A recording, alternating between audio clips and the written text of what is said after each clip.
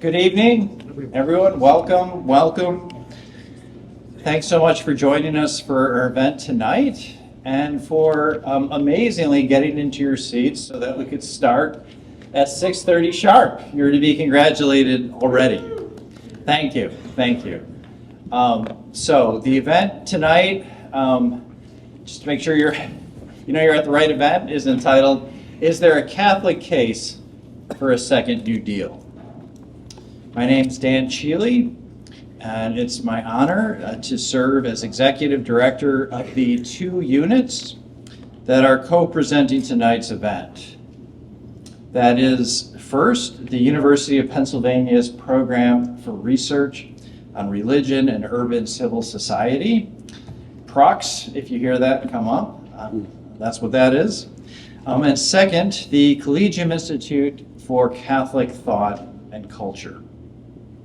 For the latter, Collegium, it is our 9th annual reception at the Penn Club of New York.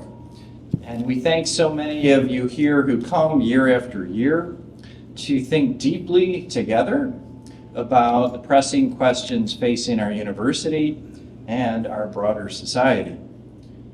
At last year's reception, for instance, we featured a 15-year retrospective on the seminal Oxford University Press book, The Myth of Religious Violence, in the context of what many had experienced that year as either or both a global surge of religious violence, as well as that of violence against religious communities. Those of you who are here may remember the spirited but constructive exchange among our distinguished panelists, as well as our guests. And we may have more in store for you tonight. And that leads me to say a word about the significance of tonight's event for our other partner and host, the University of Pennsylvania's PRRUCS program. This program for research on religion and urban civil society just kicked off a new project entitled Spirited Debate.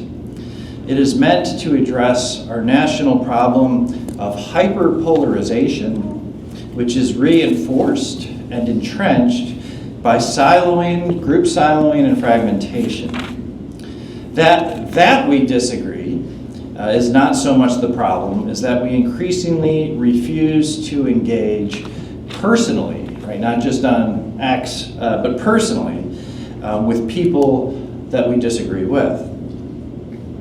And our capacity to do so, even if we wanted to, is becoming atrophied. The Spirited Debate Project summons serious engagement of religious tradition and religious community is a key part of that solution.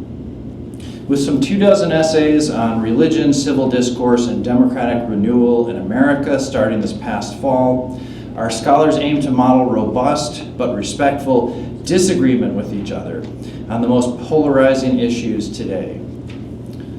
The faculty leadership that will lead into a Spirited Debate 4-credit course sequence for students that will help them build their ability to engage with religious and other philosophical traditions, together on the most vexing human questions, both perennial and those related to our contemporary political landscape.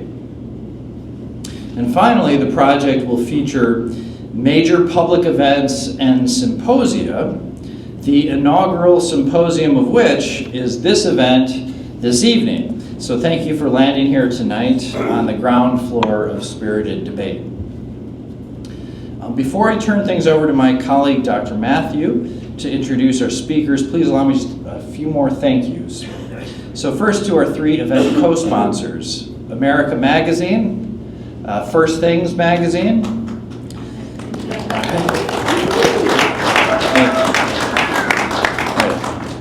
clapping for both First Things and America, and the Portsmouth Institute for Faith and Culture. We're very grateful to have friends from all 3 teams here with us tonight. Please also allow me to thank our undaunted PRRUCS staff coming up here from Philadelphia. I believe we have Nick, Stephen, Stephanie, John Peter, and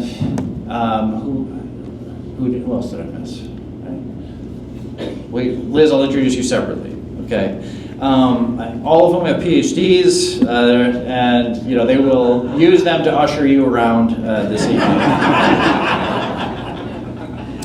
Also like to thank our wonderful Collegium staff, Maura, Joe, Quinn, and Esther, as well as our many trustees who are here with us this evening. And I should not neglect to express my gratitude for the staff at the Penn Club itself, captained by our longtime friend, the irreplaceable Barbara Nevels, who has been serving this community for decades. At least from my perspective, may she resist retirement for many decades to come. And now, to yield the mic to my friend and colleague, and one of the most interesting new voices of the Catholic intelligentsia, Dr. Elizabeth Grace Matthew. She is a regular opinion contributor at The Hill, where she writes on education, politics, religion, and culture. She also publishes op-eds, book reviews, and essays in various other publications, including America Magazine, Law and Liberty, and Deseret News. Dr. Matthew has been a contributor at Young Voices and has completed fellowships at America's Future Foundation and Independent Women's Forum. She holds a bachelor's degree in English literature from the University of Pennsylvania, a master's degree in English literature from Penn State, and a doctorate in education from St. Joseph's University. She has taught undergraduate courses in literature and composition at several universities, including Penn. Before turning to writing full-time, Dr. Matthew was the Associate Director of Curriculum Development and Instruction for a program in Leadership and Communication offered by Penn's College of Liberal and Professional Studies. And let me also say that in her time as an undergraduate at Penn, she served as president of the Penn Catholic Newman Center. And in her time now, she also serves as co-president of the Matthew household, where she is the mother of 4 young boys. So please join me in welcoming Dr. Elizabeth Matthew.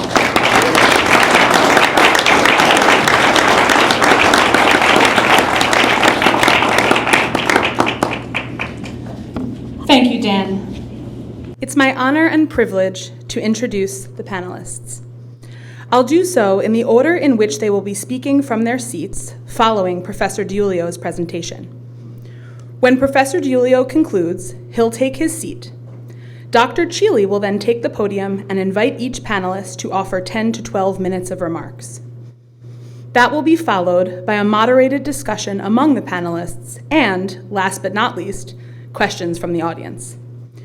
So without further ado, Dr. E.J. Dionne, Jr. is a senior fellow in the Governance Studies program at the Brookings Institution, a syndicated columnist for the Washington Post, and a professor at Georgetown University. Dr. Dionne began his journalism career with the New York Times, where he spent 14 years reporting on state and local government and on national politics, and from around the world, including assignments in Paris, Rome, and Beirut. In 1990, Dr. Dionne joined the Washington Post as a reporter covering national politics. He began writing his column in 1993. Dr. Dionne has received numerous awards, including the American Political Science Association's Carrie McWilliams Award, honoring major journalistic contributions to the understanding of politics. He is the author, editor, or co-editor of a dozen books and volumes, including One Nation After Trump, a guide for the perplexed, the disillusioned, the desperate, and the not yet deported, with Thomas Mann and Norman Ornstein, published in 2017. Mr. Sohrab Ahmari is the US editor of UnHerd and a founder and former editor of Compact. Previously, Mr. Ahmari spent nearly a decade at News Corps as op-ed editor of the New York Post and as a columnist and editor with the Wall Street Journal opinion pages in New York and London. Among many, many other publications, his writing has appeared in the New York Times, the Washington Post, the New Republic, First Things, Commentary, The Spectator, and Dissent. Mr. Ahmari is the author of several much acclaimed books, including Tyranny, Inc., How Private Power Crushed American Liberty, and What to Do About It, published in 2023. The Honorable Rick Santorum served 2 terms representing Pennsylvania's 18th District as a member of the US House of Representatives, and then 2 terms representing Pennsylvania in the US Senate. From 2001 to 2007, he served as chair of the Senate Republican Conference. In his first half-decade after leaving the Senate, Senator Santorum was a senior fellow with the Ethics and Public Policy Center and became a Fox News contributor. In 2012, he ran for US president, winning 11 states in the Republican primaries, including the Iowa caucus. 2 years later, his book, Blue Collar Conservatives, Committing to an America That Works. Senator Santorum argued in this book that Washington's policies were helping elites, but leaving blue-collar families behind, and urged the GOP to refocus on working Americans. Among the closest and most enthusiastic readers of this New York Times bestseller was one Donald J. Trump. In 2021, Santorum became the senior political analyst for Newsmax. John J. DiIulio Jr. is the Frederick Fox Leadership Professor of Politics, Religion, and Civil Society at the University of Pennsylvania, where he has directed service learning and degree-granting programs and won the university's 2 highest teaching awards. Prior to his 25 years at Penn, he spent 13 years as a professor at Princeton University. He has also led research centers at the Brookings Institution and other think tanks. His civic honors include the National Mentoring Partnership's Legends of Mentoring Award. He has served on numerous nonprofit boards and created public-private programs, including one that has mobilized more than 300,000 mentors for the children of prisoners. He has advised presidents and other elected officials in both political parties, and served as director of the White House Office of Faith-Based and Community Initiatives in the George W. Bush administration. He has written for dozens of journals, magazines, and newspapers, and published more than a dozen books, including a textbook, American Government, Institutions, and Policies, now in its 18th edition. A self-described born-again Roman Catholic in the Jesuit tradition, in 2016, he launched a project on global aging and how to identify and improve care for the most severely needy elderly subpopulations in the US and China. Professor DiIulio will get us going this evening with a talk entitled South Philly Elegy, The Catholic Case for a Second New Deal. Please join me in welcoming Professor DiIulio to the podium. Thank you. Thank you, Elizabeth and Dan, and thanks to all of you. I'll get rolling in a minute, but first, full disclosure regarding my fellow panelists. Dr. Dionne is both my favorite columnist and a dear, dear friend. In fact, his daughter, Julia, a Penn alum, with her incredible gray matter and grit and goodness, is among the greatest treasures of my 44 years of teaching. So I'm glad you're here, but if Julia were here, I'd be even happier. I mean, until today, I'd never just met Mr. Ahmari, but I feel like I know him because I've read and loved all his books and read them carefully.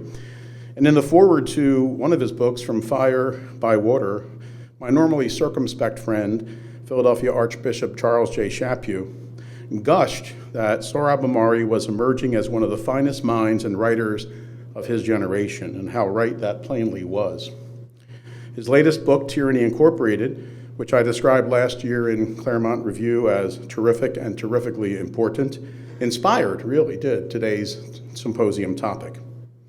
Finally, Senator Rick Santorum, for whose friendship and fellowship during my mercifully brief time at the other end of Pennsylvania Avenue, I remain deeply, deeply grateful. In fact, in 1994, I cast my first Republican vote, and it was for Rick. Now, my father, a diehard Philly Democrat and one-time party precinct captain, was not happy. After other justifications failed to placate him, I played the one card I had left. Yo, Dad, Santorum's like 3/4 Italian. Well, Dad says, okay, but next time give him 3/4 of a vote. All right. So as a young child, I kind of marveled at the fact that America and me had been born in the same city, Philadelphia. I lived in a 3-story, semi-dilapidated brick row house bought by my immigrant great-grandfather, Vito, a shoemaker. Located in an Italian-American enclave of South Philly, the house was located just across the street from a cathedral-like Catholic church, St. Thomas Aquinas, called St. Tommy's, where the fictional Rocky, the Italian stallion Balboa, got married in the sequel to the 1976 movie Rocky, and where my non-fictional sister actually got married in 1977. I lived there with my maternal grandmother, who everybody, including friends and neighbors, called Nanny. At age 18, Nanny was summoned from her peasant village in southern Italy by an older brother who had migrated and settled in South Philly. He had arranged for bright, beautiful, and big-hearted her to marry his ugly, no-account, beer-guzzling buddy, a man 15 years her senior, whose wife had died during the influenza epidemic and left him with 3 children. Nanny resisted. She ran away while in Italy and again when she exited Ellis Island. But her parents and the village priest sided with her brother. So she married the guy, bore my mother and 3 other kids, raised 7 kids in all, ran the house, helped out at the church, and worked for decades in a sweatshop as a seamstress. My most vivid early memory, in fact, is of Nanny taking me by the hand every morning and walking me across the street to St. Tommy's. She would whisper prayers in Italian, petition the Blessed Mother, and then light 3 candles, one each for the 2 sons she had lost during World War II, and one for Mr. Roosevelt. On the living room mantelpiece, separated by a huge crucifix, standing crucifix that Nanny had brought with her from Italy in her steamer trunk, there were 2 statues. One was of St. Anthony, to whom you prayed if you had lost something like your keys and wanted some divine help in helping to find them. If, after a few hours, he had failed to deliver, the statue would be turned on its head. The other sacred statue was a bust of Franklin Delano Roosevelt, and FDR never went on his head.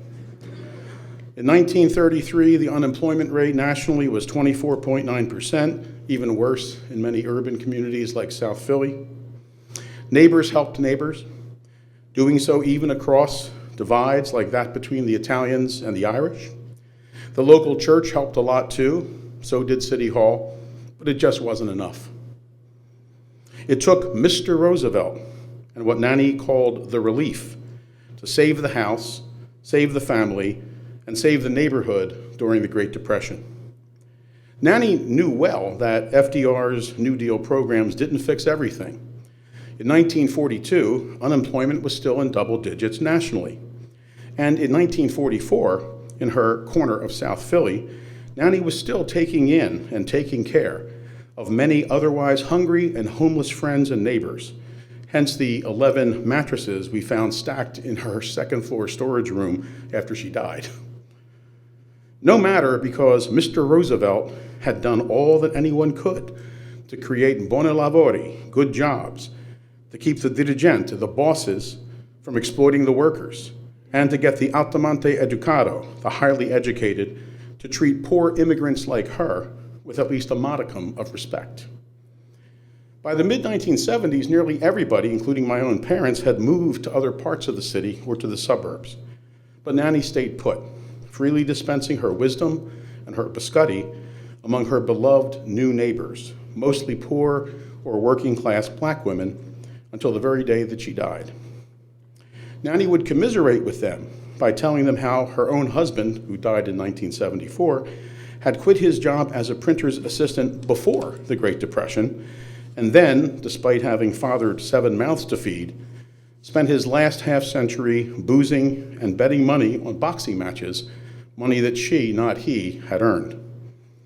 In the Gospel according to Nanny, the difference between her and them was that she got lucky because she had Mr. Roosevelt, and her children and grandchildren had Almighty God and him, though not necessarily in that order, to thank for the fact that they lived in a world in which those willing to work didn't have to pray for decent jobs or worry about being without food, shelter, or other necessities.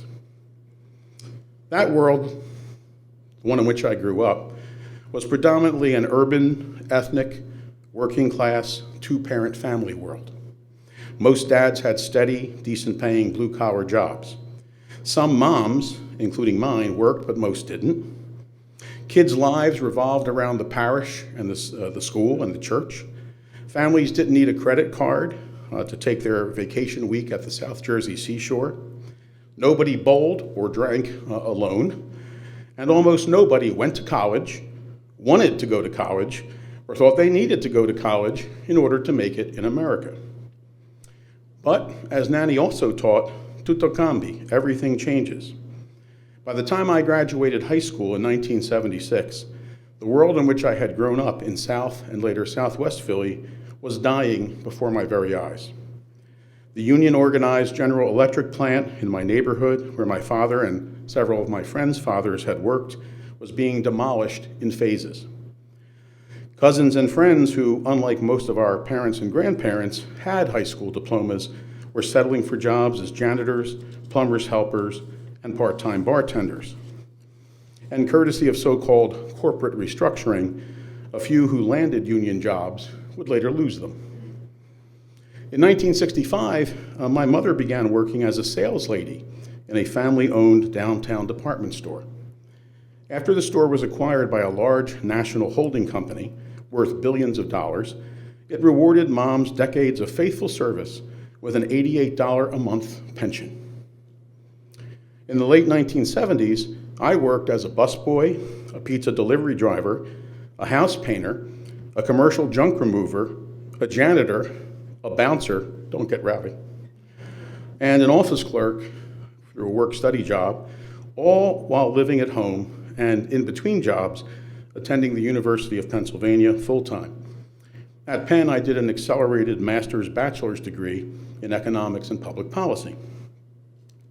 Now, my economics professors disagreed about some things, but they all taught that public policies favoring free trade and forbidding protectionism were right, were best, because per what was technically known as a Pareto potential improvement and the Kaldor-Hicks criterion, free trade typically yielded a mathematically measurable net increase to national income large enough to enable the domestic winners to compensate the domestic losers. Well, I had no problem with the math, but what about the fact that the winners never actually do compensate the losers? And the fact that the losers often seem to include some of my own beloved blue-collar family members and friends or working-class people like them. So I kept my mouth shut until, during my last few semesters, news reports indicated that Japan was furiously dumping steel in America, as in using government subsidies to sell steel at prices far below what it actually cost to produce. From my godfather, Uncle Pasquale, a union construction foreman, I heard about a Bethlehem, Pennsylvania steelworker, a guy he knew from their time together in the Marines during World War II.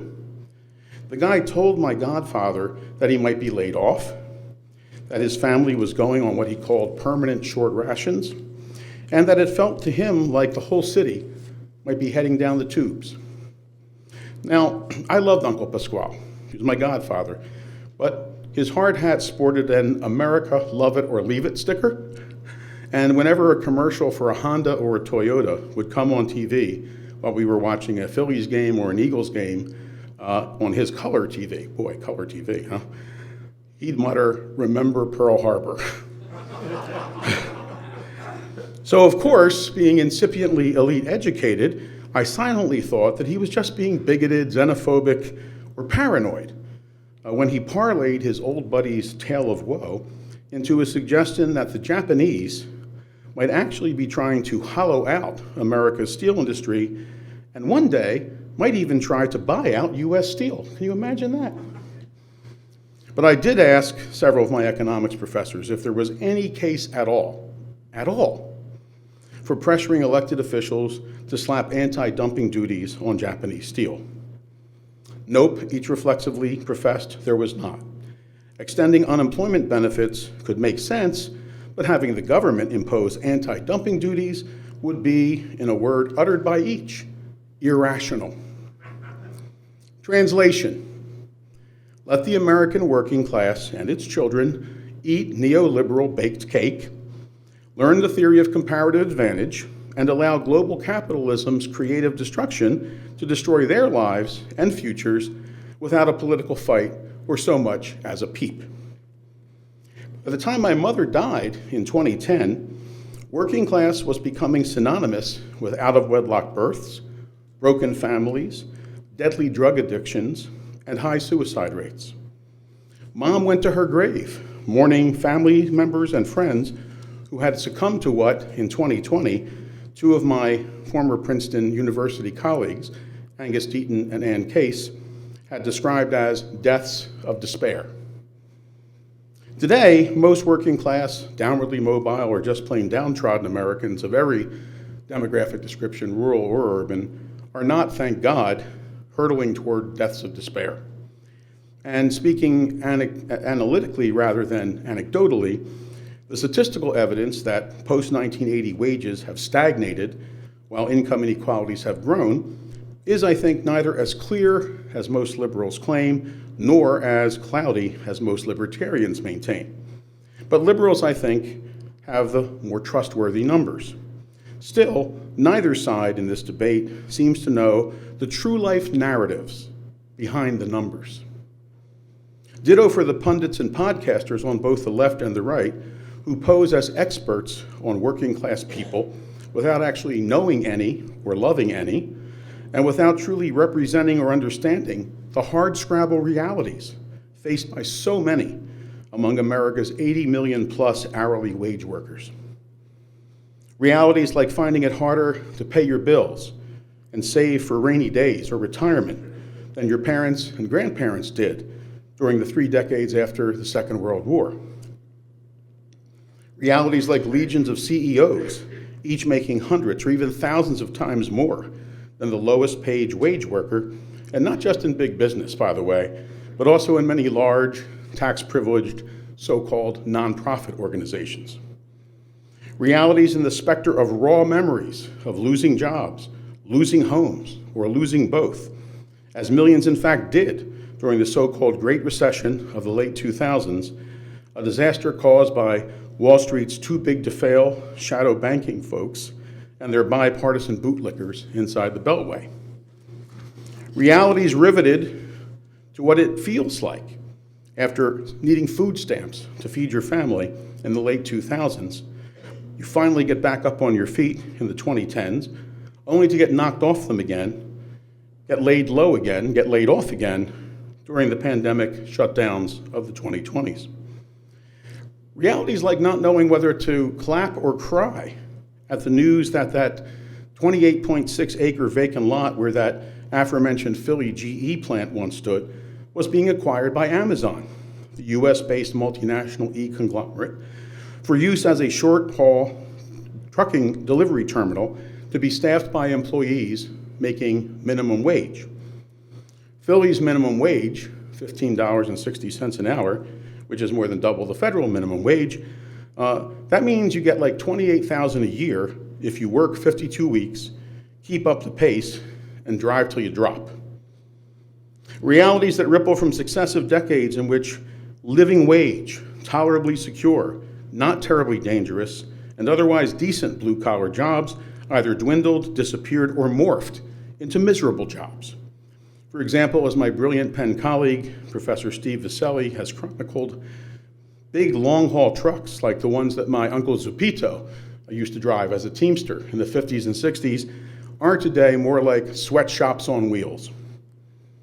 Realities like the Grand Canyon-sized gap between the roughly 6% of all private sector workers who now have union jobs and the estimated 60 million non-unionized workers who would like to have the opportunity to join a union, the 70% of working class Americans who approve of unions, and the fact that unions are now more trusted by Americans than large technology companies and other big businesses. And realities that are not merely hard scrabble, but harsh to hellish, like those documented by my friend and former doctoral student, Princeton professor Susan L. Marcus, in a book published in 2017 and entitled "I Am Not a Tractor: How Florida Farm Workers Took on the Fast Food Giants and Won." As Susan documents, Florida's tomato workers suffered beatings, sexual assaults, toxic pesticide exposure, wage theft, and what can only be described as modern-day slavery, and suffered it all well into the 2010s. So no, it's not the Great Depression, but such realities have relegated millions and millions of Americans to leading lives poisoned by what Sohrab Ahmari, writing in Tyranny Incorporated, terms precarity, and defines as, quote, a sense, both mental and material, that very little about their livelihoods is stable and secure. And no, the first New Deal was not an unalloyed success, but its first draft safety net programs and its first generation pro-labor laws benefited working class families and communities and kept right on benefiting them until, beginning in earnest in the 1980s, they were enervated, eviscerated, or eliminated by public laws and judicial decrees promoting, among other things, deunionization, faux free trade, corporate rigged rights to pension raid and make bank on bankruptcies, mandatory arbitration mandates that enable owners to bully workers and deny them a day in court, restrictions not only on workers' rights to organize, but on their right to speak or complain without facing firing, and, to name just one more, a so-called progressive federal income tax system that not only permits, but promotes an unseemly, ungodly, and unprecedented concentration of wealth. Wealth that is, take it from Aristotle if you won't take it from me, deadly to any middle-class polity's stability and well-being over time. In the last in-person conversation I had with my late great friend, Paul Volcker, former chairman of the Federal Reserve, before he died in 2017, we talked about the double whammy of US wage stagnation and wealth concentration. Paul, who was a lifelong public administration maven and American history buff, noted that Catholics in America had played a pivotal role in dramatizing such problems, and that they had done so especially in the run-up to and in defending the New Deal. Knowing that I was a card-carrying Catholic, he teased me. "Where the hell are you guys now?" he said. As usual, Paul was spot on. In A Catholic New Deal, Religion and Reform in Depression Pittsburgh, published in 1999, Kenneth J. Heineman documents how Catholics were the core of the American industrial working class of the 1930s, and how Catholic laity and clergy led the labor activism that successfully unionized many industries while forging the New Deal's core, public philosophy. That public philosophy was essentially braided from three catechetical strands of Catholic teaching, each of which the good sisters of the Immaculate Heart of Mary, those beloved ladies of faith, phonics, and tough, and I do mean tough love, drilled into us when I was an elementary school student, but which I learned only much later in life had special names and theological pedigrees. First, the common good. Jesus Christ commands us to love him and others as he loves us, ensuring that all God's children have adequate food, clothing, shelter, medical care, and the sum total of all those conditions which enable individuals, families, and organizations to achieve complete and effective fulfillment. Second, solidarity. Our work toward the common good is for all, but it must attack what the Catechism calls sinful inequalities and make those who are oppressed by poverty the object of a preferential love on the part of the Church.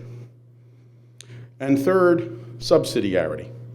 The primary responsibility for pursuing the common good in solidarity with people in need belongs to individuals, families, friends, neighbors, churches, other civil society institutions, and other non-governmental organizations, including businesses. Government must take care not to usurp their role, but we are yet morally obliged to enlist larger communities, including representative government bodies at all levels, and not excluding the national government in pursuing the common good with a preferential love or option for the poor.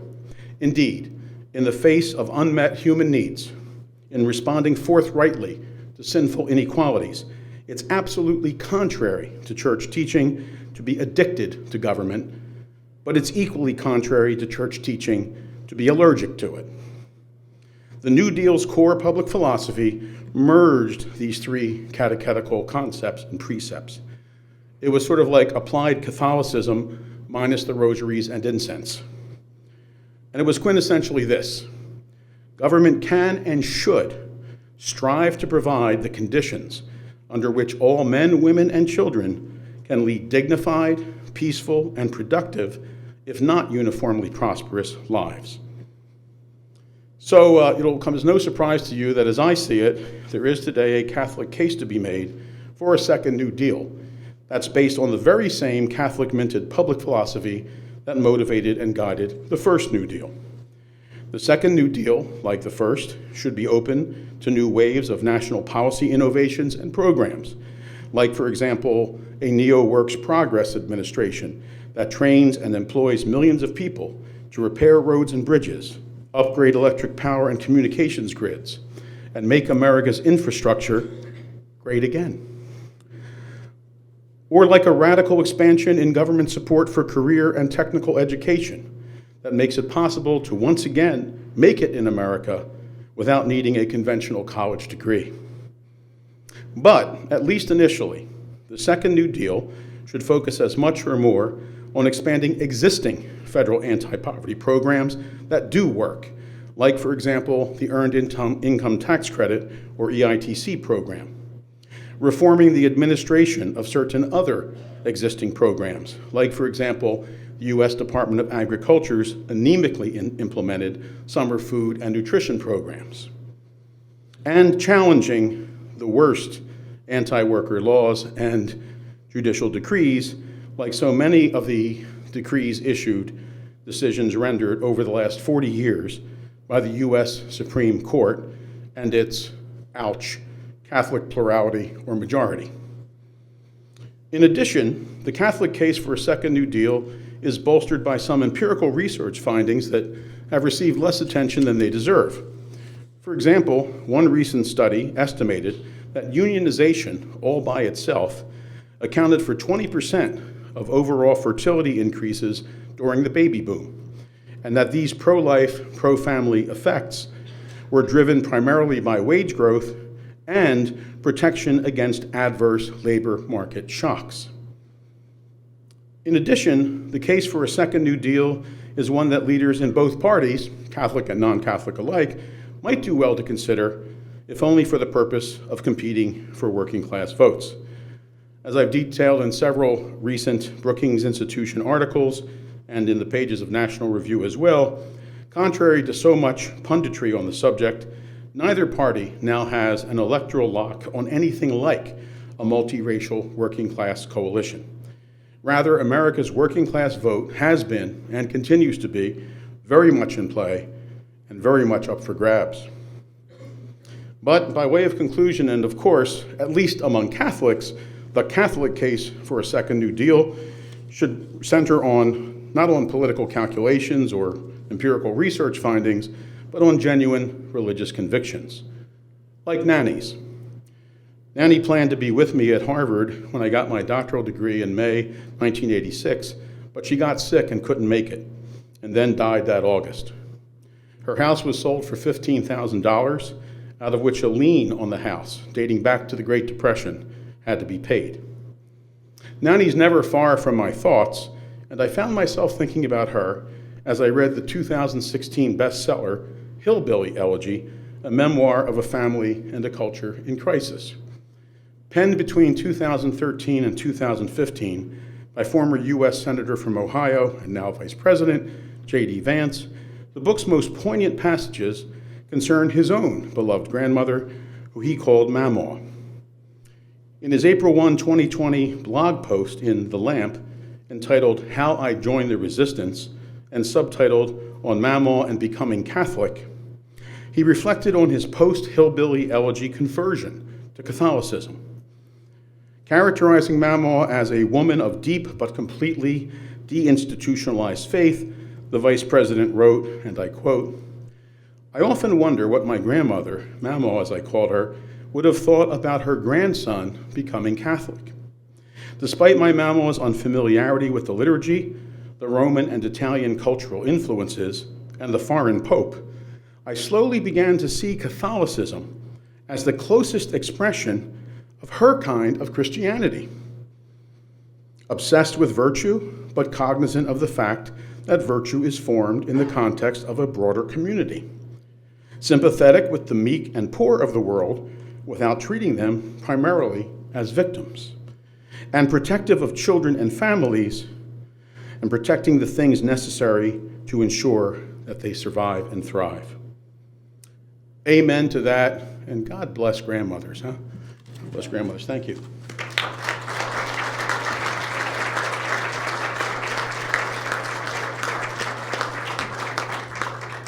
Thank you so much, Professor DiIulio. Dr. Dionne. The definition of life being unfair, and there's no New Deal program for this, is having to speak after my friend John DiIulio. So say a prayer for me, please. I am so happy to be here today with John. And appropriately, on the way here, I walked here from Penn Station, and I walked by St. Francis of Assisi Parish, and I realized that that's who John is. I mean, where there is hatred, he brings love. Where there is sadness, he brings joy. And where there is despair, he brings hope. And people of my political views right now, after the last week, could use hope. So bless you, John, and thank you for what you said about Julia. Our dear Julia loved and revered John DiIulio, and she was one of hundreds and hundreds of students that he has taught over the years who feel that way because of his dedication to them. I'm also really happy to be with our panelists here. Now, Senator Santorum and I might not seem to have much in common politically, but I happen to cover him. The last time I believe I saw him was in a town called Pella, Iowa. It's a beautiful town, the old Dutch town where the windows come from. You've heard of Pella windows. And he was campaigning there in late 2011 for the 2012 Iowa caucuses. And whatever we don't have in common, pundits who get things wrong really appreciate it when politicians make them look good. And I argued in my column that he was the comer in the Iowa caucuses in 2012, and sure enough, he came, he showed up. You won by 34 votes, am I correct about that?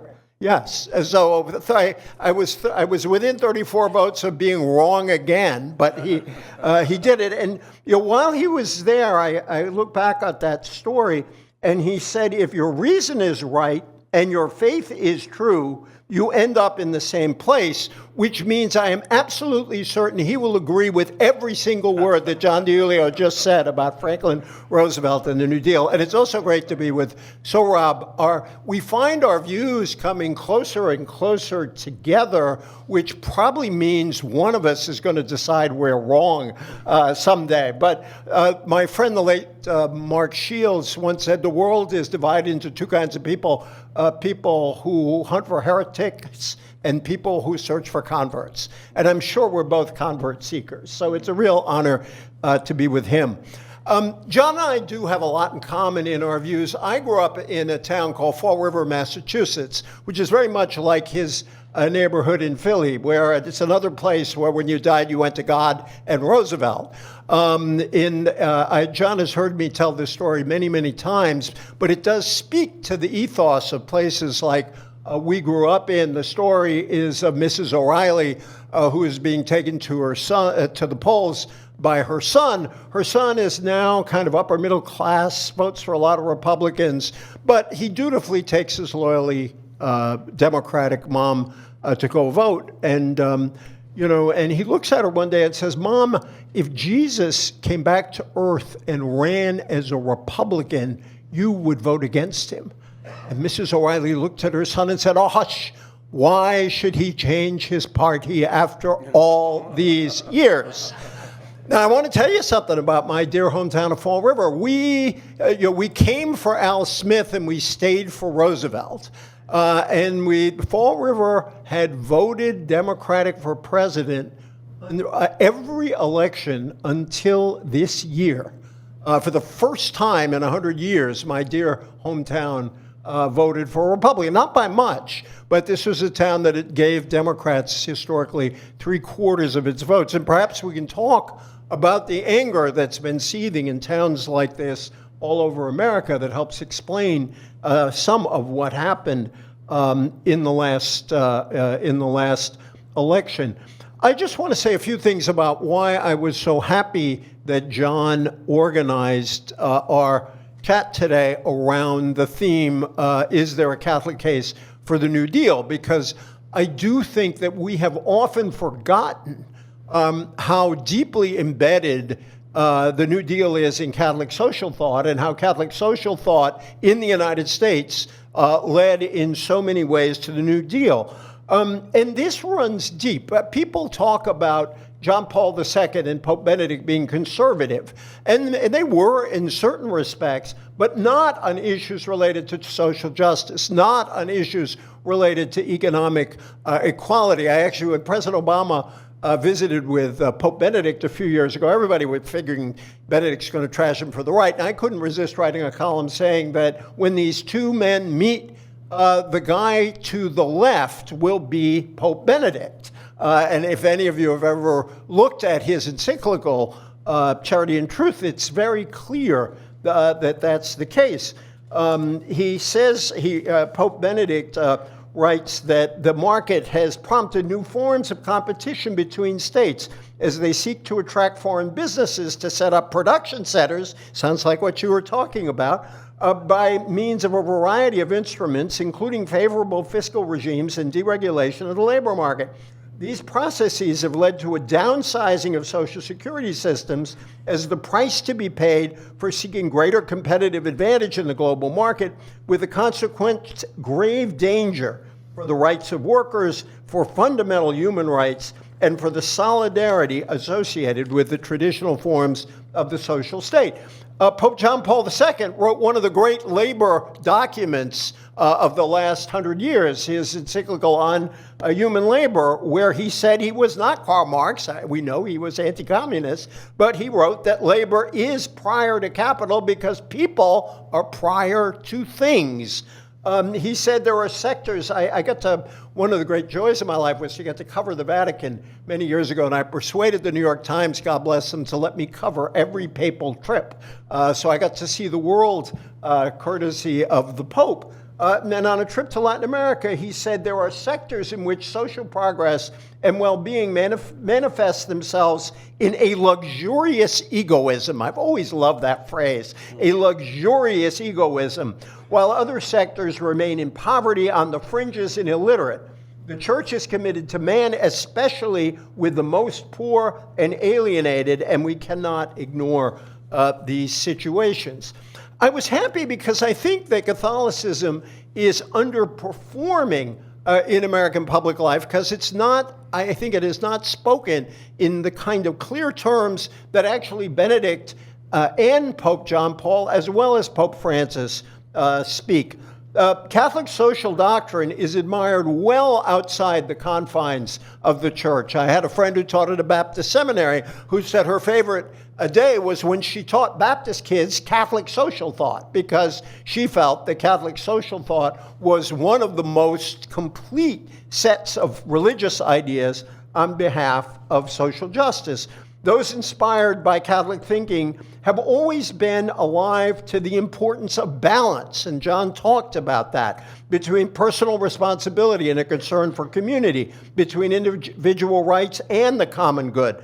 This sense of equilibrium could be an antidote to a lot of what is wrong in our public life now.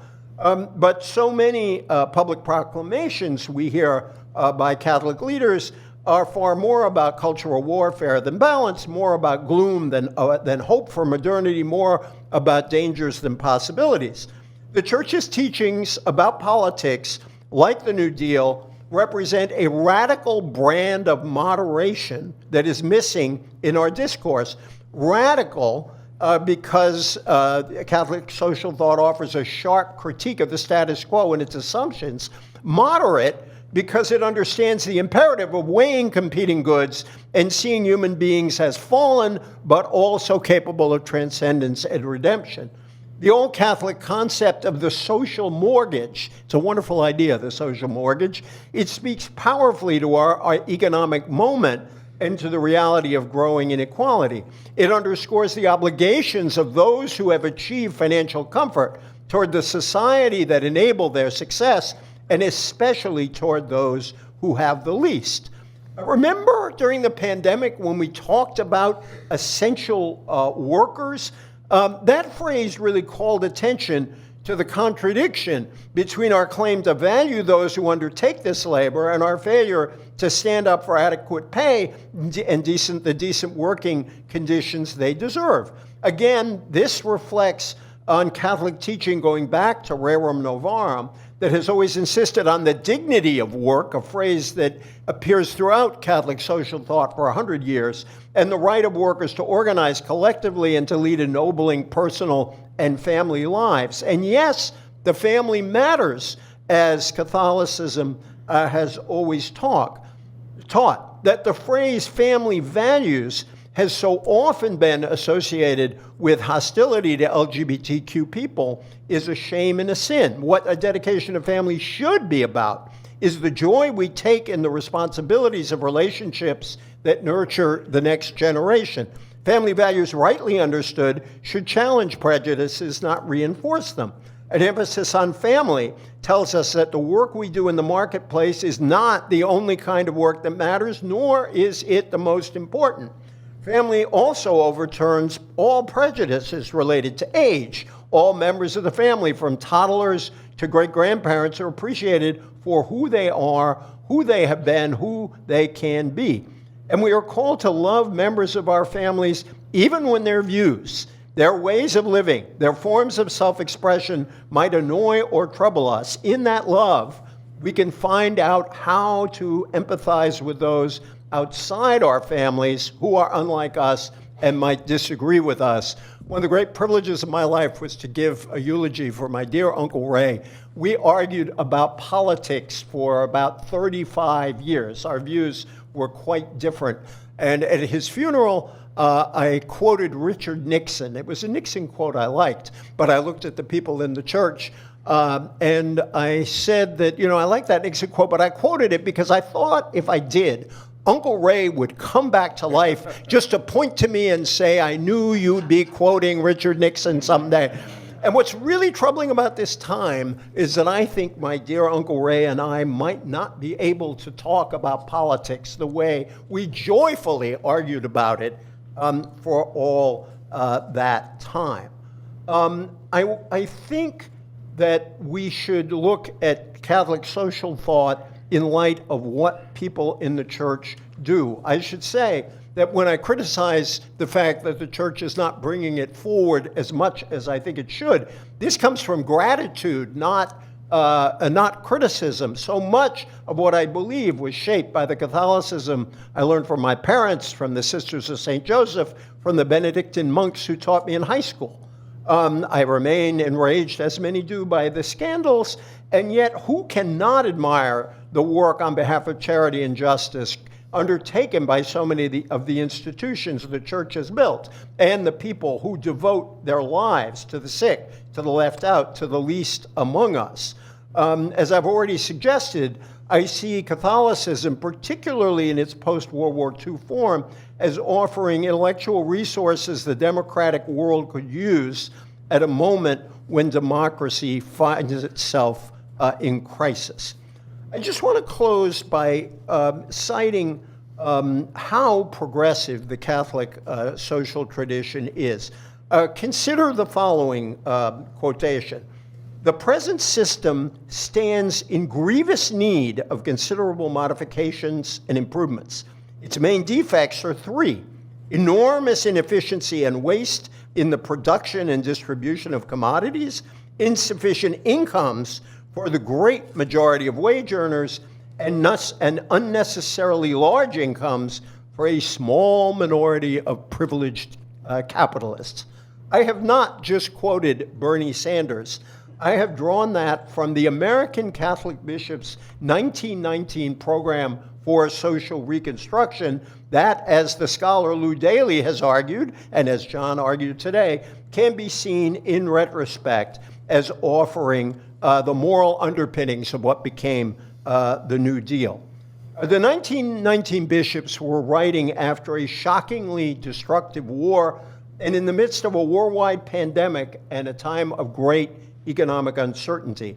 A century later, public Catholicism in the United States must be up to the tasks of our own perilous moment. It must continue to stand up for the rights of immigrants. It must reinforce its commitment to workers. This is no time for underperforming.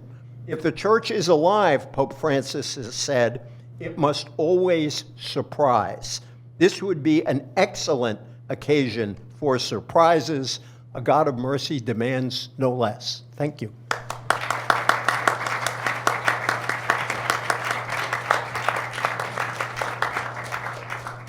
Thank you, Dr. Dionne. Mr. Ahmari.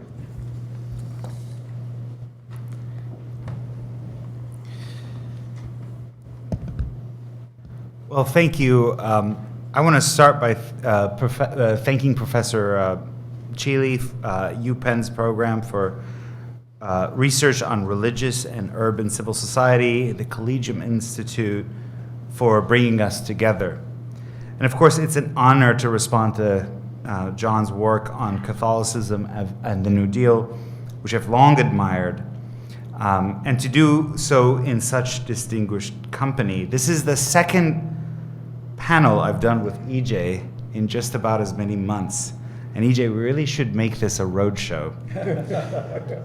And Senator Santorum is one of the unacknowledged political prophets of our time. I mean that.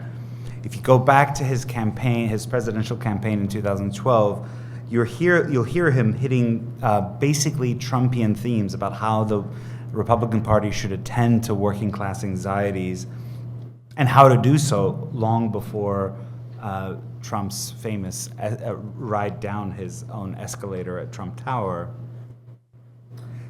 So in 2022, the columnist Jonah Goldberg called me a pro-life New Dealer. He meant this in derision, but I instantly adopted the label the way all marginalized communities take on the epithets that are flung at them. It was a pretty decent byword for my politics.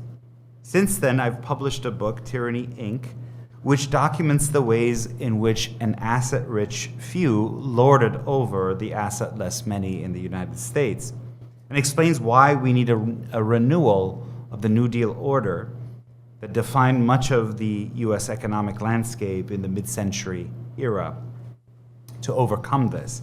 So I suppose that suffices to tell you where I stand on the basic premise of tonight's discussion. Is there a Catholic case for the second New Deal? Now, when I've made these sorts of arguments, I get two sorts of reactions that are both interesting but also get on my nerves.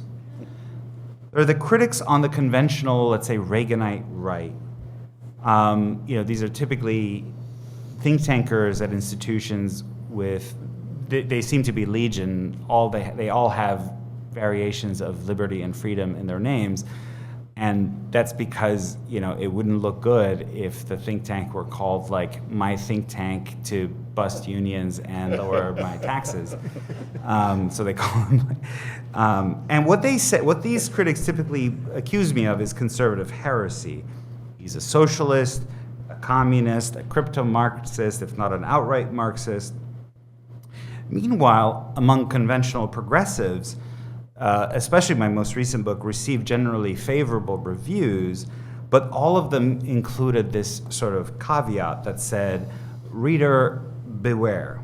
He might be saying sensible things on political economy, but he's a really, really bad guy because he's a social conservative. He opposes abortion, he opposes gender ideology, he believes there are two sexes, and that's kind of an immutable fact. So what am I?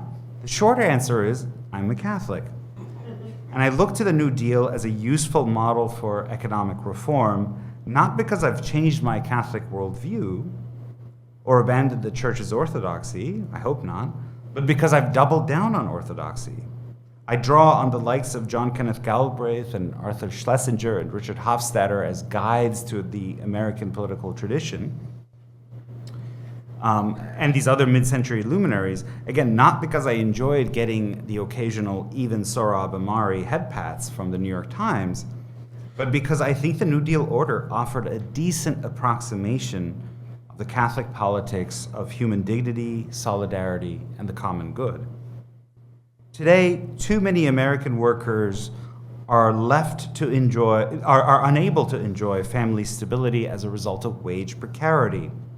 Others accept near total surveillance in shockingly one-sided employment agreements. Still others have their grievances, as John mentioned, corralled into private so-called arbitration courts, where corporations set the rules and the expenses set an insurmountable barrier to justice. My favorite case is an employee of Uber who was because he wanted to lodge a case for wage underpayment, had to pay 14,000 euros to have his case heard by an arbitration chamber in Geneva, and this is a person who makes about $20,000 a year.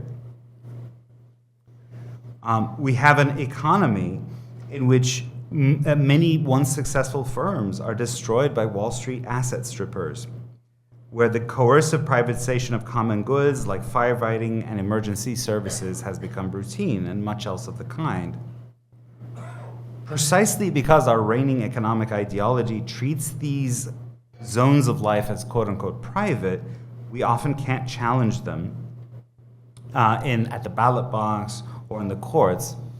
Our system thus immures economic power from democratic give and take or legal challenge, legal due process, public accountability, and the other ideals that we rightly associate with a decent political order.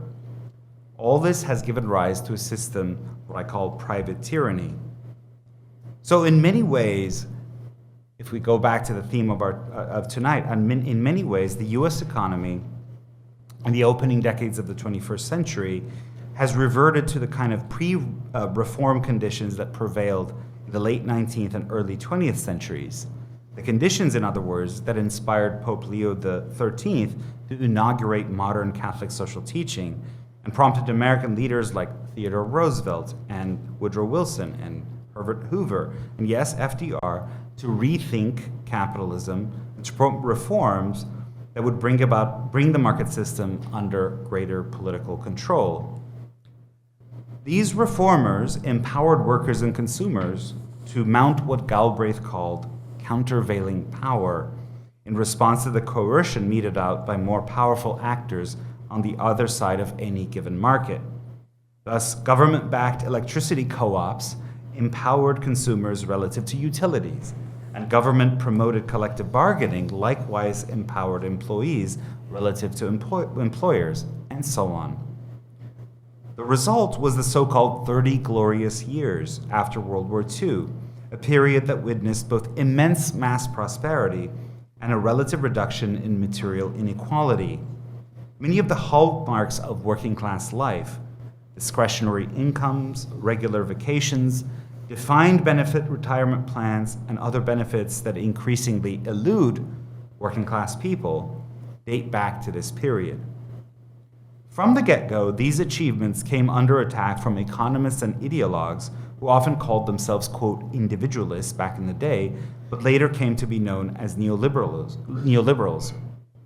For these thinkers, Hayek, Friedman, von Mises, there was no difference between economic reformers in the West, who merely tried to ameliorate the crises and inequalities bred by market societies, on the one hand, and revolutionaries who sought to abolish the market system as such and replace it with a classless utopia, on the other.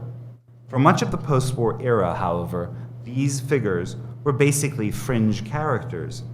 If you were a responsible business or corporate leader in the 1940s, 50s, 60s, even into the early 1970s, what was called socially managed capitalism or the New Deal order, or in Europe, social and Christian democracy, in which government, corporations, and labor coordinated their activities for the common good of the whole, was the only serious game in town. And that model was deeply consonant with Catholicism. From the beginning, modern Catholic social teaching recognized that the market system was dividing society into two broad camps: the assetless many and the assetless many and the asset rich few, with their relations characterized now by hierarchical oppression and now by the potential for explosive antagonism. Of course, Marxists typically welcome this kind of explosive antagonisms. The idea to heighten the contradictions to the point where you have a sort of social revolutionary upheaval. But that's not what the New Deal order and social and Christian democracy or socially managed capitalism have been about. And that's my argument to you tonight, that these are fundamentally conservative models. People who today typically call themselves democratic socialists, the DSA, don't get this. If you tell them that the New Deal was a conservative project, they would get offended. And it was. Unlike Marxists, who dream of the abolition of one class of the living by the other, Christians, and I think conservatives, if you're really authentically conservative, are called to promote reconciliation between them. Politics devoted to taming hierarchies, but not abolishing them, because we know they can't be entirely abolished, taming hierarchies within the framework of the common good. This political vision, which I think is the vision of the New Deal at its best, is actually far more conservative than the one that would let the market rip, come what may. It's based on the recognition, amply borne out by the experience of the bloody 20th century, that attempts to foist total equality on human societies are bound to yield new tyrannies lorded over by hierarchies made all the more intolerant of dissent by their faith that they've abolished hierarchy in the first place. Likewise, in conservative and indeed Catholic fashion, such a politics would render various estates, family, church, labor unions, labor halls, clubs, and so on, a great deal of freedom, because their governance must be left to themselves within a broadly egalitarian order. At the same time, such a politics would absolutely reject racial hierarchies as artificial and critique economic inequality as a result not of natural or organic aristocracy, but mainly of political choices that can be altered. Classical and Christian ideal of morally conditioning elites to be better elites would still have some utility in this framework, but the more pertinent lever would be power from below, the application of law to strengthen the hand of workers and the poor relative to those at the top. Incidentally, when ordinary people are empowered by collective bargaining and consumer co-ops and union halls and of course churches and so on, you don't need as much of an administrative state to manage a complex economy. The administrative state would still exist and it's necessary, but it would play a much more of a kind of umpire role rather than intervening at the micro level of the economy. Now, we can't replicate every element of the New Deal order today. Conditions have changed, But the fundamental principles are as relevant as ever. As John pointed out in his beautiful lecture, I would identify three broad principles of what a kind of, what's trans-historical, maybe, let's say, about the New Deal order. One is just the primacy of politics and the common good. The market isn't some mystical, self-directed being. It's a human institution created and maintained by state coercion. If the whole of Catholic social teaching can be summed up in a single formula, it's this idea. Human beings' lives as market participants cannot define their substance entirely or completely. As Pope John Paul II taught in Laborem Exercens, which EJ alluded to as well, it's an obscenity to treat labor as just one more commodity than others. Indeed, he says it would be obscene to treat labor as secondary to capital. We must think of labor as enjoying primacy over capital. Second, I would identify the living wage. As Pope Leo XIII called for in Rerum Novarum, by the way, he called for a living wage not as a matter of employers' charity, not as a matter of goodwill on the part of the asset rich, but rather as a demand of justice.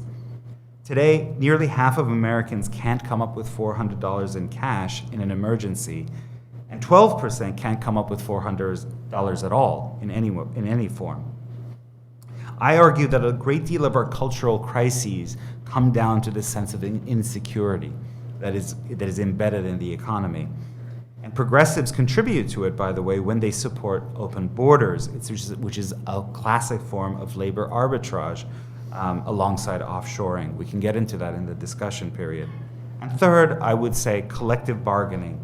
What was remarkable about Pope Leo's teaching in the 19th century was that he explicitly endorsed labor unions as a means for workers to defend their mutual interests. So, in conclusion, I'm delighted to imagine, because I can sort of imagine where the senator is going to go with this as well, that there's likely to be agreement on this panel on a lot. Usually, panels that agree are kind of boring. But I would say these issues are so important that this is an exception. It's a reminder of the wisdom of FDR himself, who said in one of his best lines, quote, "The voice of great events is proclaiming to us, reform if you would preserve. Reform if you would preserve." In other words, the New Deal model that we consider to be, or too many on the right consider to be revolutionary or leftist and so on, is actually aimed at social preservation, as aimed at order, hence the name. Thank you very much.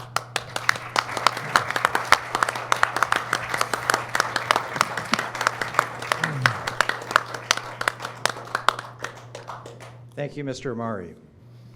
We don't have to imagine any longer. Senator Santorum, we can actually hear from you. Thank you. This was fun to listen to. I'm more of a tradesman these days than an intellectual, and so to listen to these three great minds has been fun for me. I just want to give you a couple of overall thoughts. First off, I tend to find a lot of agreement, as Sohrab noted, in the philosophical discussions that they're all having about, what the role of government should be, and Catholic social teaching. Obviously, I wrote a book back in 2004 called "It Takes a Family: Conservatism and the Common Good." So. Wrote a book in 2014, which, we called Blue Collar Conservatives. So on a notional level, on a philosophical level, I agree to it. But where I find disagreement, and I'm probably not surprised there'll be some disagreement, but where I find disagreement is in what we would call as Catholics prudential judgment. And how do we best accomplish those things? And I, like many on conservatives, do not necessarily see the New Deal and government as benign, nor do I see them as efficient, nor do I see them as necessarily pursuing the common good. I see them as a political actor, as an actor that pursues interests that I find to be somewhat alarming. I am a big, strong supporter of unions. I talked about it in my book. I believe I've got endorsements when I ran for office from a lot of the building trades. I am not a fan of public sector unions, but that is the core and, in fact, the all in all these days of unions. Almost all of the union money and everything is controlled by public sector unions, which are not there to represent the worker, the hardworking people. They are there, in my mind, to continue and perpetuate the size and scale of government.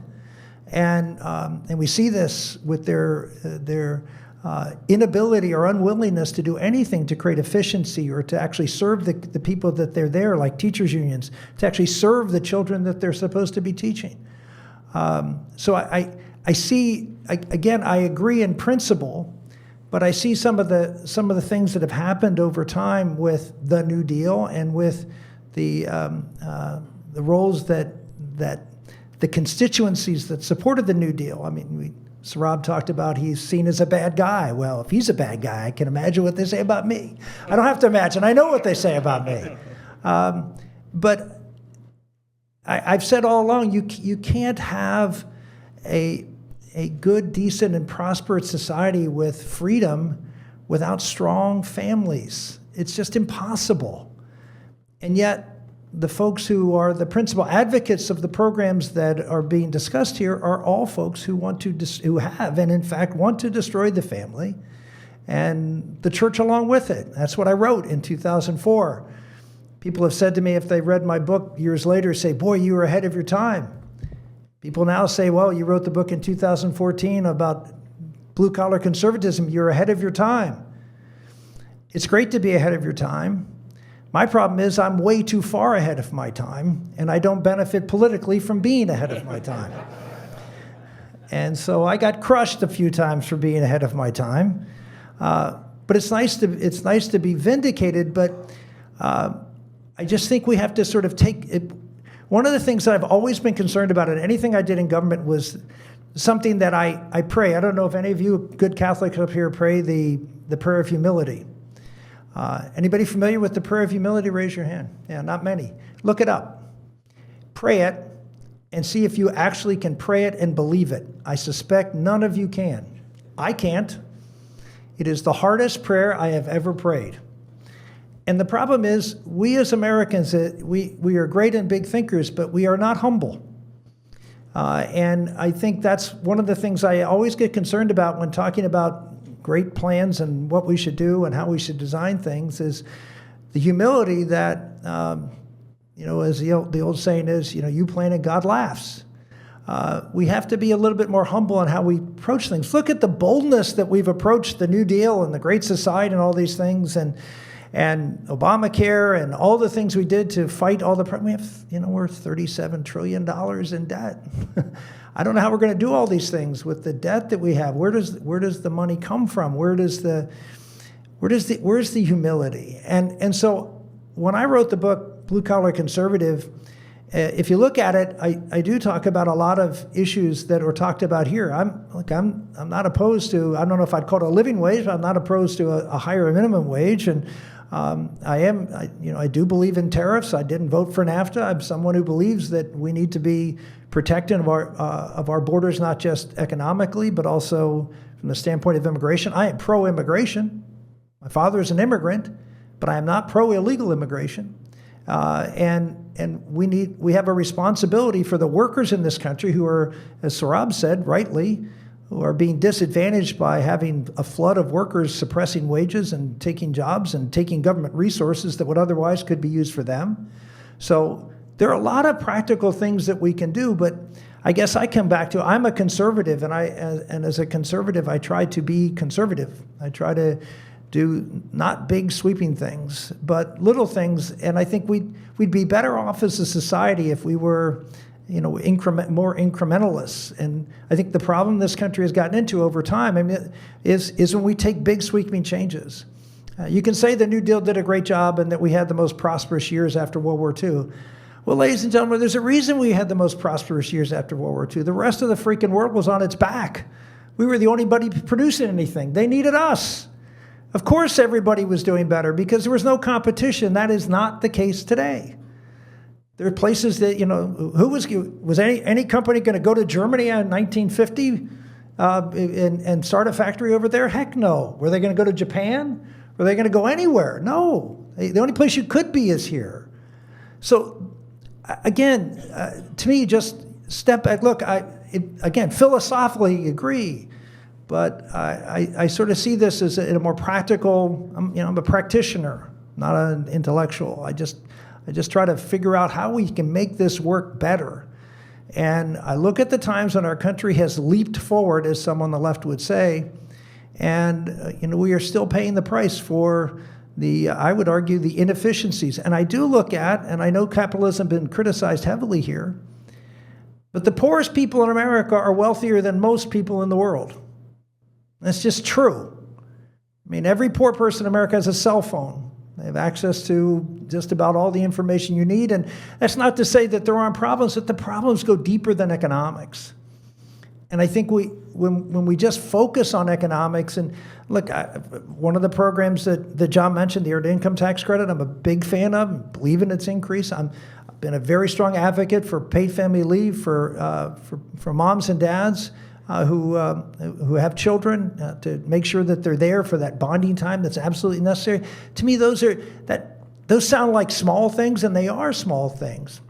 But I think we need, given the financial situation this country's in, the fiscal situation this government is, not the country's in, I think we need to be a little bit more humble and focused on where we can make a difference with small changes in what we do, as opposed to grand new deals that can,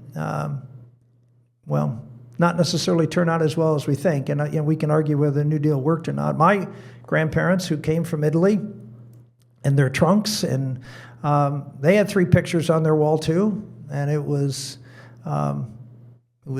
Pope Paul VI when I was a kid, and John F. Kennedy, not FDR, and then in the middle was Jesus Christ. And that's the other thing we have to keep focused on, is I think the biggest problem in this country, and the thing I'm most fearful of, is the fact that we have more nuns than ever, and I don't mean NUN. Nuns. And the increasing number of nuns in this country is going to be the real threat to the future of our country, which is, I gave a speech the other day down at William and Mary, and I asked the people in the crowd, I said, raise your hand if you don't believe in this. We hold these truths to be self-evident, that all men are created equal and endowed by their Creator with certain inalienable rights. Raise your hand if you don't believe it. Looked out in the crowd, and nobody raised their hand. There were plenty of protesters there, as there always is when I go to a college campus, and finally, one of the protesters sort of started to do this. I said, why are you not raising your hand? He said, well, I don't believe in God. I said, get your damn hand up. How do we have a country that believes in God-given rights, and the government doesn't control your rights, but they come from God if you don't believe in God? This is a real problem for our country. And to me, those are, again, I wrote a book on economics and conservatism, but in that book also talks about the centrality of faith and the centrality of family, and that those are the things that I think are much more of a threat to the stability and prosperity and happiness of our working men and women than anything else.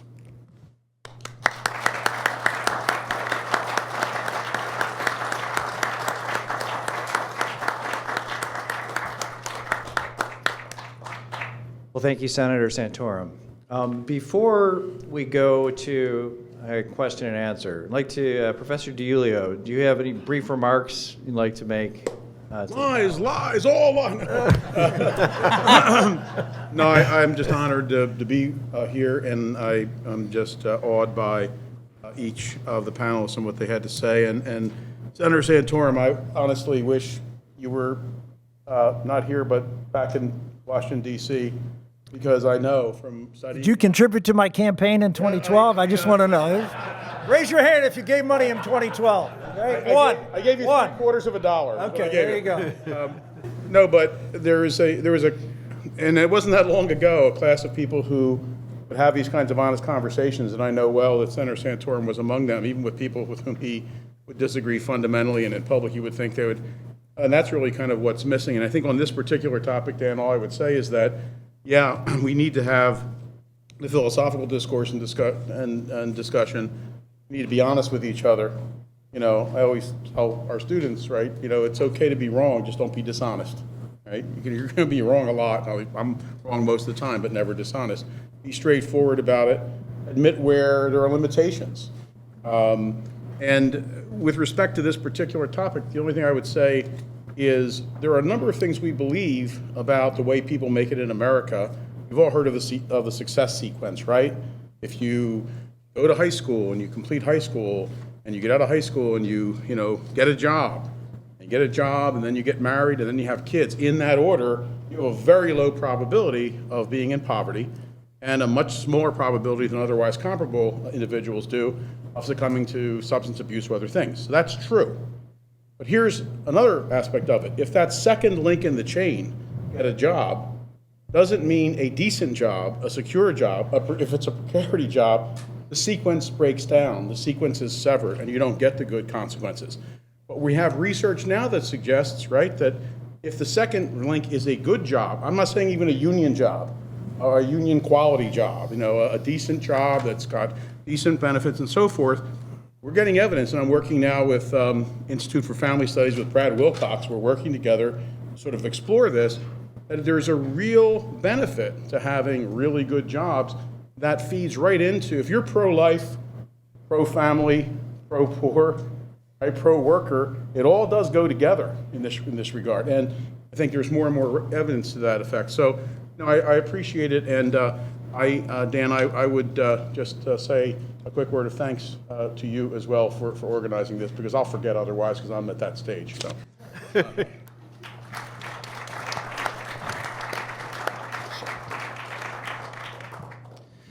Well, thank you. Can I defend government for a moment? I want to pick an argument with Senator Santorum on this. It happens that am I messing up the program by doing this? Completely. No. But go ahead. Yeah, I'm. It's the Holy Spirit must have inspired me, Senator, because by chance this morning I read FDR's speech to the Commonwealth Club in 1932, and he had a great passage that I thought would come in handy.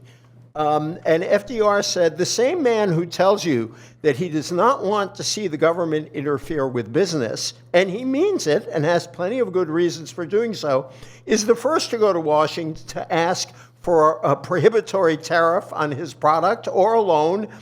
Each group supports protection from government for his own special interests. And I think the argument here is government is going to act, government exists, and the issue is not that business doesn't want government to interfere. The issue is whose side is government going to stand on? And as Sohrab said, government can be very empowering with measures like requiring collective bargaining and a whole series of other things. The other thought that came to mind, Senator, as some of you may remember, Senator Ernest Hollings, Fritz Hollings from South Carolina, and I wish I could do his accent, but if I could do it really well, you might not be able to understand me. He had the thickest South Carolina drawl, and he loved to talk about the man who fought for our country in World War II, went to college on the GI Bill, started a business with an SBA loan, rode back and forth to work on interstate highways. His kids were in college on student loans. His parents were happily retired on Social Security and Medicare, and he had voted for Ronald Reagan to get the government off his back. Can I just intervene along similar lines? The question is the New Deal, the first New Deal, and of course people, we're talking about a second New Deal, we mean of a 21st century New Deal, but historians talk about a second historical New Deal. But for our purposes, it's really important to distinguish like the alphabet soup of agencies that were created, some of which did really important things, some of which were just sort of big government for its own sake, and we don't have to worship every single thing that the New Dealers did. But some of the most important programs that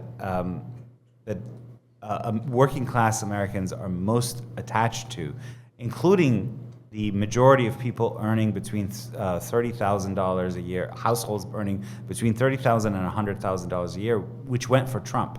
And that's one of the best sort of ways to measure working class support for Trump in 2024 is that band of income, right? Above that is kind of edging into affluence, and below that is the very poor. So the 30 to 100K band is a very useful proxy. And those people, including people who self-identify as Republicans, are overwhelmingly into their Social Security. And what's important to remember about Social Security, it's just one program, but it's very typical of the kinds of things FDR did, is that it is not, deliberately by design, it is not a government handout. If it were, it would have been easily, quote unquote, reformed by some of my Senator Santorum's colleagues who are really into, quote unquote, reforming Social Security. But the reason he designed it the way he did is Social Security is a way to codify something which is called the mutual aid societies that workers had set up going back the late 18th and through the 19th century. The idea was that they would all pool their money together, and if one of them had an accident or died early, that fund would help take care of the widow that was left behind, and so on and so forth. And that's Social Security is just a codification of a mutual aid society. Right? And that's what makes it so hard to quote unquote reform, is because it's not a handout. And FDR explicitly said this. It's like, if I made this a thing that was based on a tax, then a future Congress or whatever could get rid of it. But if it's a codification of mutual aid, then it becomes very difficult to reform, because people think, well, I've put into Social Security and I want to be able to get out of it. And a lot of the best New Deal programs are not just this kind of big apparatus that does this or that, but is this kind of codification of things that working class people were doing for themselves anyway, but needed to have a kind of national scale. That to me is not big government. There are things we need to do to fix Social Security. I think it's very easy. Actually, Social Security is fairly easy to fix. It doesn't take much, and you don't need to cut benefits for anyone. But the point is that it's not this sort of giant oppressive apparatus. It's really a way to give national scope to something working class people were doing on their own anyway.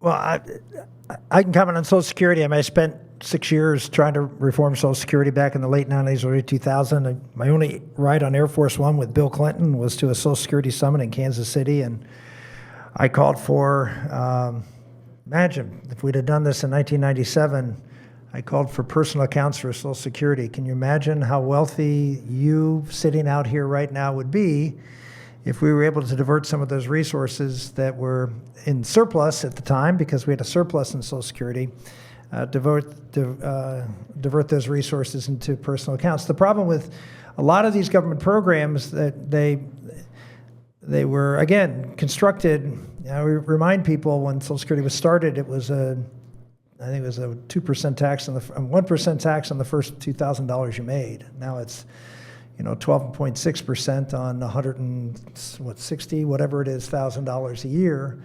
And I know Sohrab is going to say it's easy to fix just by taking the cap off and taxing everybody. But the folks who have opposed that have been the left, not the right. They've opposed it because it turns Social Security not into a program in which you pay into and then you get some proportion back out. It becomes a welfare program, because the wealthy are going to pay enormously much more money, and it's going to be a huge wealth transfer. And therefore, it won't be as popular. Ted Kennedy was the biggest person who fought against that. Now, maybe the left has changed, and maybe there's a new politics in town, and maybe they're okay with turning Social Security into more of an income redistribution plan, which is what it would be. But if you don't do that, you're going to have to cut benefits. When you say cut benefits, what do you mean? Primarily raising the eligibility age, the retirement age. And I remind everybody in 1936 that the retirement age was set at 62, and average life expectancy was 61. And so I just, remind you that things have changed quite a bit since then, and the idea that 67 is somehow another old. John and I are going to be 67 this year, and I don't think either of us are desperately in need of Social Security. And by the way, I would argue that the vast majority of Americans are like that. We do not have the jobs we had in the 1930s that were hard manual labor jobs. We don't do that anymore. And yet, when you propose that, the people on the left go crazy and say, we're cutting benefits. Well, the reality is, it is really hard to cut Social Security. I sit here next to you because for 6 years I talked about cutting Social Security, and I'm no longer in the United States Senate. So yes, it is not easy to cut. It's intellectually easy to cut. It is politically devastating to cut, and that is the problem with government programs. Once you create them, you can't get rid of them, and you can't change them. And by and large, almost every government program that has been put in place, and it has not worked particularly well. Head Start. Head Start is an abject failure by every measure. We can't change it. It won't change. I mean, I can go on in program after program. It's not that I'm against Head Start. It's not that I'm against Social Security. It's just you put them in place and people become completely wedded to them, and it makes it virtually impossible politically to do anything. So that's why I come back to be modest in any kind of increase in the government, because you're going to be stuck with it. The one example, and I was involved with this, the only example where a government program, the only entitlement in the history of the government since the New Deal that has actually been changed with aid to families with dependent children, welfare, and I was the lead author of that bill, and we changed it, and we turned it into a block grant. And instead of having moms getting entitlement to, if they had children out of wedlock or otherwise, by the way, FDR did not believe in welfare for children, for moms with children born out of wedlock, only married moms. FDR was vehemently opposed to public sector unions, as, by the way, was John F. Kennedy. So because they understood the moral peril of going in these directions and the impact on our society. And so I'm rambling on, but I just, humility in dealing with these things.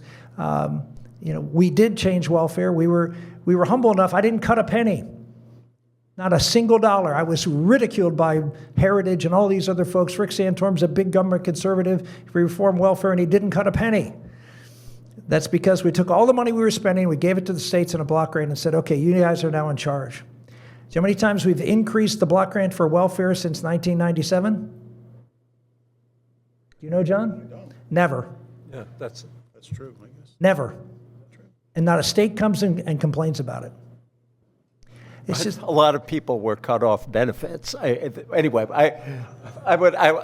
was opposed to your welfare. a lot of people were cut off benefit because they weren't working, and they were able-bodied people who refused to work, and they're able-bodied. And Obama has systematically over time changed that and put those people back at who are not working and refuse to work to go and put them back on food stamps and other programs. That's another program where I think that again you look at social teaching of the church. It says we have to help the poor, but they have to help themselves.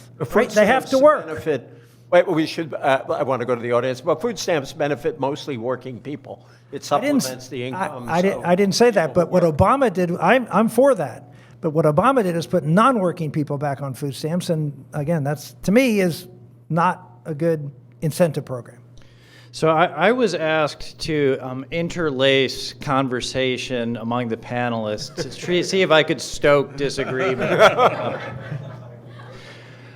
I don't need to do that.